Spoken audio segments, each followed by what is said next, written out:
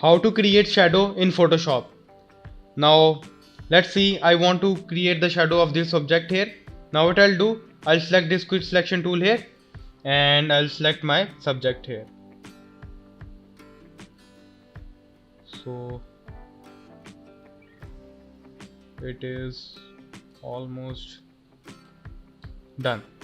So I'll go to this option and first of all unlock this by clicking this lock option, and now right click this and find this option, blending options. So wait a second, I'll basically layer via cut. So as you can see, I have cutted my subject from this layer. Now I'll select this layer, blending option,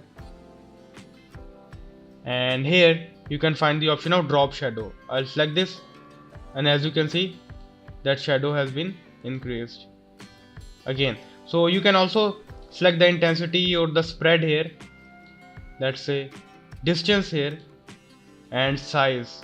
I will decrease this, or as you can see that it has been changing. Let's see here that shadow has been changing. So this is how you can add shadow in Photoshop. Thank you for watching. For more videos, please subscribe.